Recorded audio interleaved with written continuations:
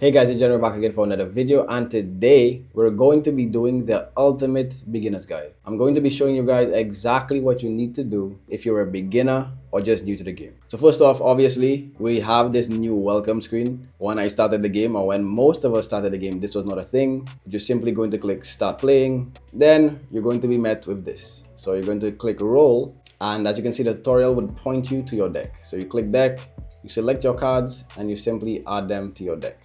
When you're done creating your deck, you're going to click the X button and go to your first enemy, which is the tutorial boss.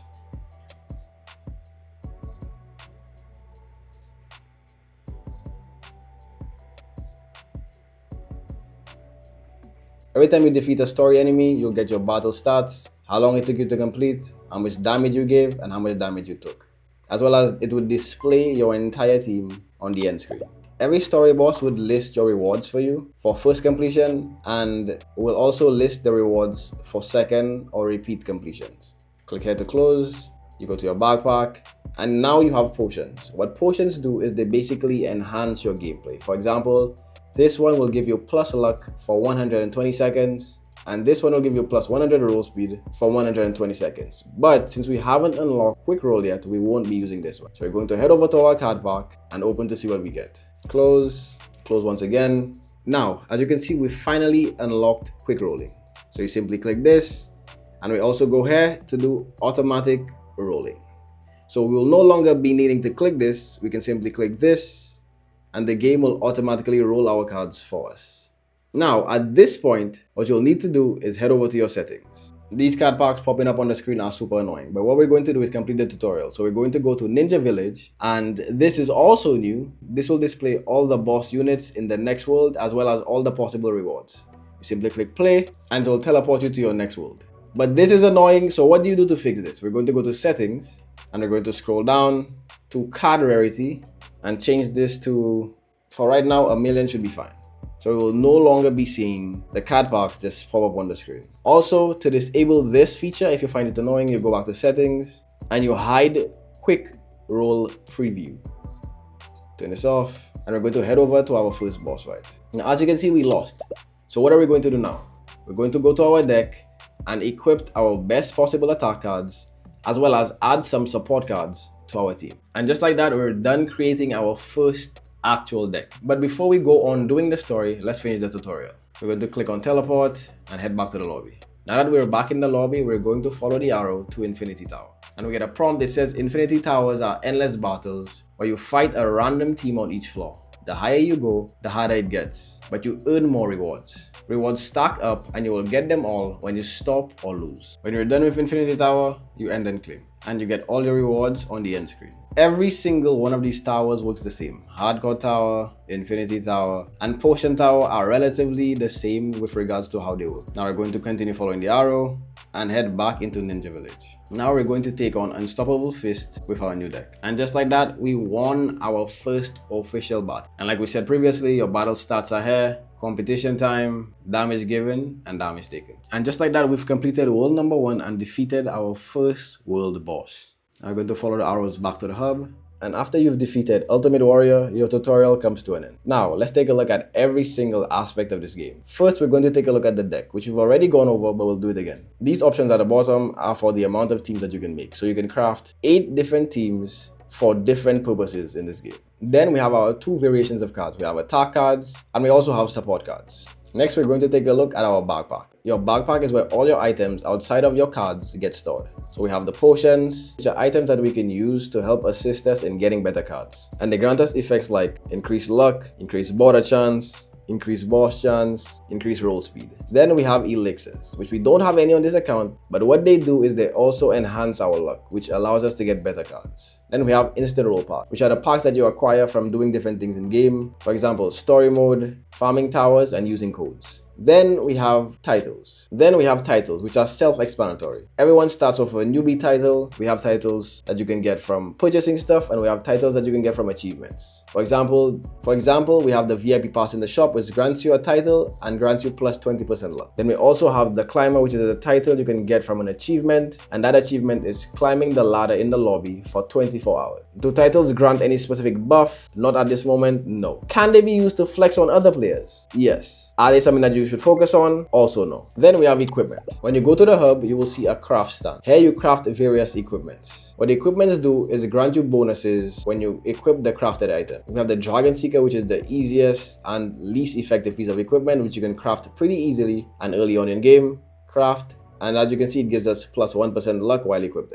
Then we have the Straw Cap, Soul Blade, Holy Gear, Sun Spirit Axe, and finally the best piece of equipment right now, the Death Note, which is the Fate Notebook, and that gives you plus 7% luck while equipped. This one may take a while to craft. You will probably not have this even if you've completed story mode. But don't worry, as you progress, you will craft the higher level equipments to get the better bonuses. Next we have artifacts. Artifacts are like equipments, but in this case, they are not craftable. They are various items that you can get from particular events that go on in game. And right now we have an artifact that we can farm in Potion Towers, which is coincidentally also the best artifact that we have in game. So if you're only just starting the game, don't fret, because right now you can still acquire the best artifact. And if you make your way to Potion Towers, you can see that you have the Hollow Mask, which you can obtain on floors 75 and above, and this mask gives you plus 5% boss chance, plus 30% luck, and plus 10% potion duration while it's equipped. Next we have relics, and these items can be acquired from progressing through Battle Tower. Now we're gonna make our way to Battle Tower. Battle Towers, unlike the other towers, are not continuous. Every floor has 4 different waves of enemies that you advance through, and when you beat each floor, you progress to the next, all the way up to floor 200, which contains the best relic in game called the Golden Snail. And this artifact gives plus 15% roll speed, plus 5% border chance, and plus 10 luck while this item is equipped. Now we have boss gear, and this item is probably going to be the most difficult item to acquire in the entire game. We only have 1 piece of boss gear in game, and to acquire this item, what you will need to do is continuously defeat Sky King to acquire drums, and use these drums to now purchase the boss gear. If we head over to the craft event guy, we can craft the Sky King drums for 2,500 drums. And this boss gear gives us plus 35 luck as well as 5% luck while equipped. Then we have card cosmetics, and these are simply card backs that you can add to your card to make them look nicer. Next we have raids. Currently in the game we have 2 different raids. What you'll need to do is head over to the raid tower, enter this portal, and as you can see we have 2 different raids. We have the Shadow Dragon raid, which is this beast, and we have the Eternal Dragon raid. Each of these raid bosses will grant you coins as well as a particular material that you can use to craft the raid boss card. And to craft the card, you simply head over to the raid shop, and to craft the Eternal Dragon card you will need 500 Eternal Wings, and to craft the Shadow Dragon card you will need 500 Shadow Runes. Both bosses drop treasure coins, and these coins can be used to buy items in the shop. So we can buy Moon Cycle Reroll Potions, which allows you to reroll a moon. Then we have boss chance potions, which gives you plus 30% boss chance, and we have border chance, which gives you plus 30% border chance. Then we have speed potions, which gives you plus 100% roll speed, and finally we have luck potions, which gives you plus 3% luck. If you're new to the game, I recommend you farming both of these cards as they are very useful early game. And finally we have trait rerolls. These items can be used to roll traits on your cards. To reroll traits, you simply head over to the trait shop, you select the card that you would like to put a trait on. In this case, we're going to use 6 Paths of Pain, and you have the opportunity to roll any one of these traits. The best traits are Almighty, Divine, and Monarch. Each trait has a particular buff or enhancement that they grant to your card, and if you go down the list, you can read each one of them individually. We have 6 trait rerolls. Let's see if we can get anything good. And what we ended up with was Brawler 1. If we scroll through the list, we can see that Brawler 1 is the worst trait that we can get, and it gives plus 1% to max damage. And this, for the most part, covers everything backpack related. Now we're going to go over to what's in the lobby. As we just went over, we have the trade shop, which you use to reroll your traits on your cards. Then we have the potion shop, which you can use to convert not so good potions into better potions. Then we have the machines where we can card merge and card deconstruct. What the card merger does, if you have 100 of a particular card, it allows you to craft a stronger version of that card. So 100 of the gold border would get you one rainbow border. And as you can see, we were going from 44 damage and 88 HP to 176 damage and 352 HP. Then you click merge. If you don't want to go through all of your cards individually, you simply walk up to the machine and click merge all, and it will do so on your behalf. Then we have the card deconstruct. What this does is the complete opposite of the card merge. It would take one card of a higher border and deconstruct it into 100 of a lower border. All you need to do is simply click deconstruct. But unlike the card merge, you cannot deconstruct multiple cards at once. You will need to do them one at a time. Next, we have the card packs. Card packs are various packs of cards that you unlock the more rolls you acquire. Right now, we're at 2,000 rolls. We'll unlock this one at 50,000, this one at 100,000, and the final one we will unlock at 1 million rolls. Each card pack has specific cards assigned to them and only to them. So if you want to pull these particular cards, you will need to have the card pack equipped. Every card pack has their own cards assigned, and they cannot be pulled without the card pack equipped. Next, we have explorations. Explorations are a place where you can use your cards to earn resources. You simply add cards of the required rarity. Below your cards, you will see the possible rewards you can earn from this deployment. You click deploy, and there will be a timer that will show up to tell you when you can come back to collect your rewards.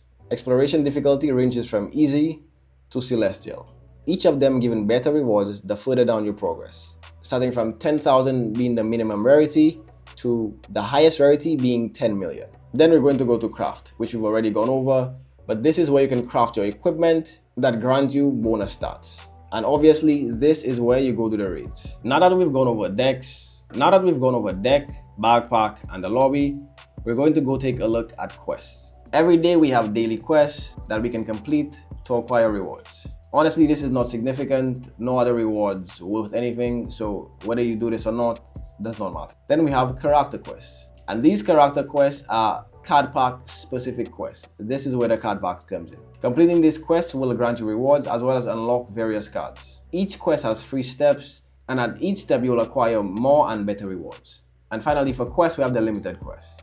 This quest is based off of Sky King. The more damage you deal to Sky King and the more your points go up, the better rewards you get. This ranges from 100,000 all the way to 20 billion. Now we're going to move on to Battle Pass. The Battle Pass is like every other game. The more you level up, in this case, the more rolls you have, the more levels you will get, and the more rewards you can unlock. We have both a free version and a premium version, which you can buy in the store.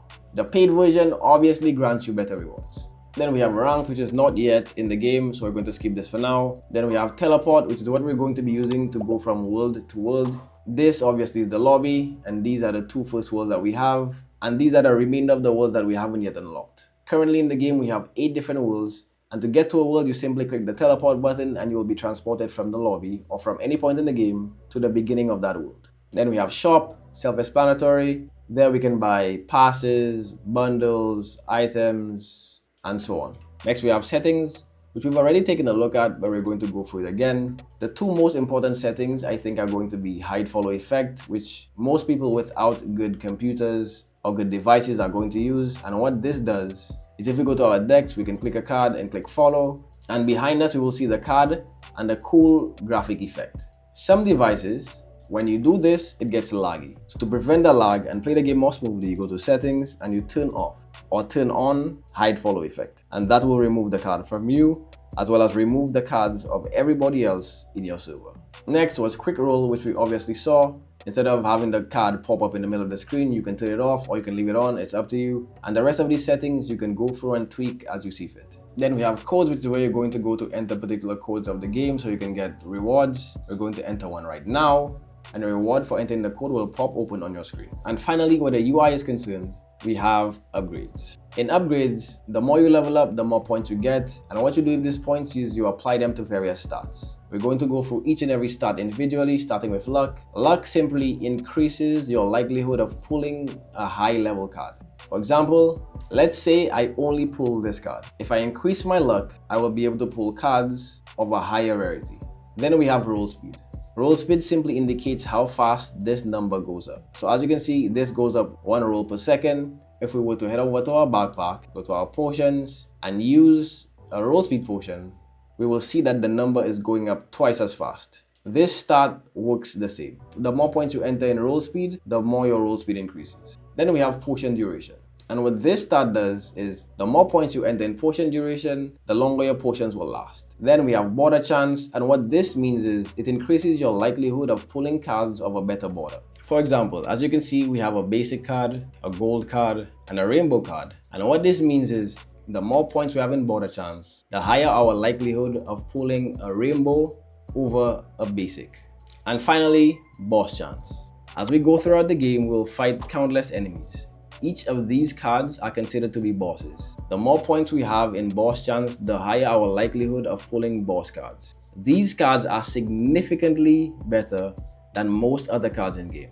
When starting the game, I recommend you put all your points in luck until you get to 100 points. When you get to 100 points or over 100 points, I recommend you put 80 into border chance, which is maxing it out, and 20 into boss chance, which is maxing it out, and putting the remainder of your points into luck until you've completed the story and you're comfortable and happy with the cards that you have. Then, if you're AFKing, I recommend you put your points into roll speed and potion duration.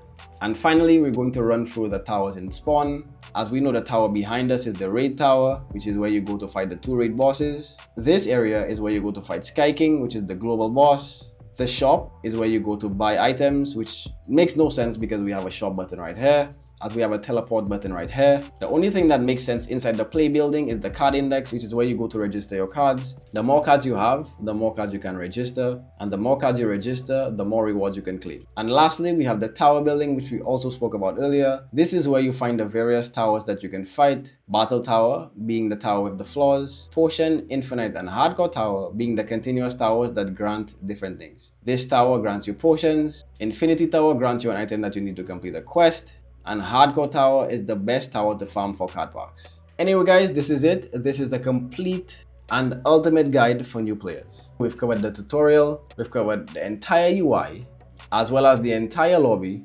So I'm hoping this helps out new players as well as people who are considering playing this game. If you need help with anything, if you think I'm missing anything, leave a comment in the comment section and I'll help you as best as I can. Hope this video helped, hope you guys enjoyed, and I'll see you all in the next one. Peace.